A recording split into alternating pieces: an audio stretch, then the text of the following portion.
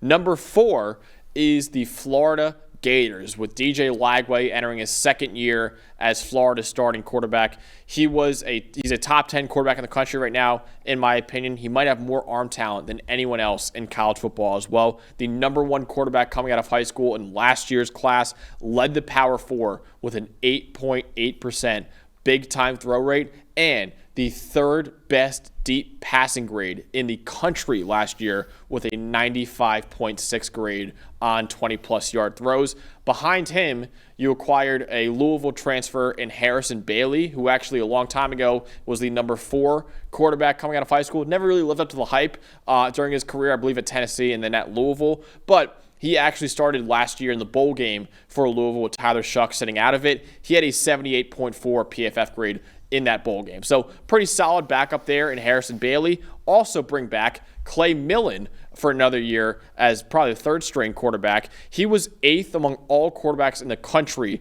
in 2022 with a 7.3% big-time throw rate as the starter at Colorado State. So he's a proven starter at Colorado State, had a really good year in 2022 at Colorado State. Now he's entering his second year with the Florida Gators as a backup quarterback. And you also brought in Tramel Jones, too, true freshman, who was a 4-star in the 2025 class, too. So legitimate, 4-deep quarterback room Florida's got, Dalton. And the number 1 guy, DJ Lagway, might have the most potential of any quarterback in the country. Yeah, now we get into the fun part of this list where you have a potential superstar as your starter and then some really good depth behind it just in case anything happens, right? There's nobody there who's a threat to Lagway's job, but certainly to have guys like Bailey and Millen especially as the backups, because again, there comes a moment every single year. Maybe Lagway turns an ankle and misses 2 drives and things like that, but Bailey showed well, and I think those couple of years at Louisville probably really going to help him. I've talked about Jeff Brom being one of the quarterback whisperers in college football. You would think fundamentally he got a lot better, even as the backup to Tyler Shuck and to Jack Plummer the year before. Learns a lot under Jeff Brom, now goes and gets to be the backup at Florida. And look, Florida's got big expectations this year. If one of these guys comes in,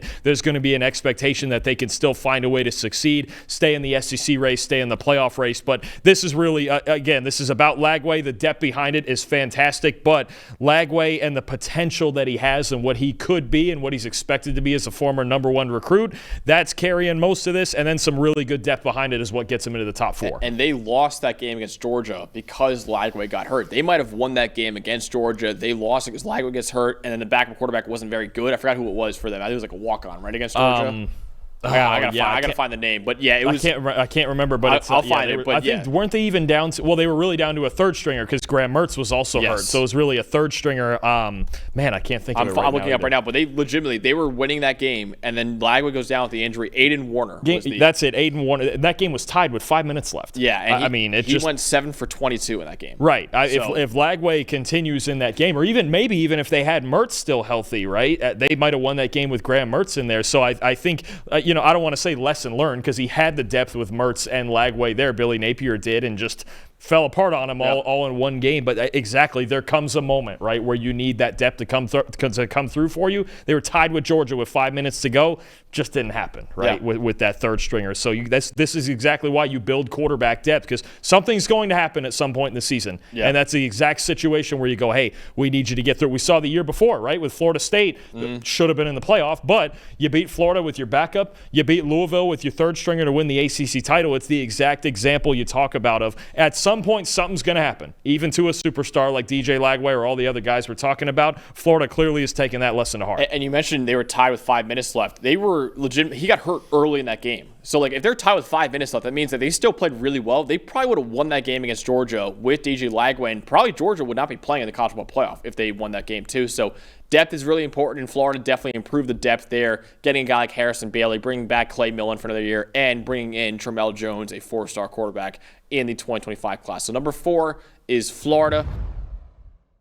Hey, thanks for watching another episode of the PFF College Football Show. Please make sure you guys subscribe to the channel. Also, subscribe to PFF Plus at subscribe.pff.com for all of the same data and grades that we use in our show, plus fantasy tools, betting tools, and our mock draft simulator.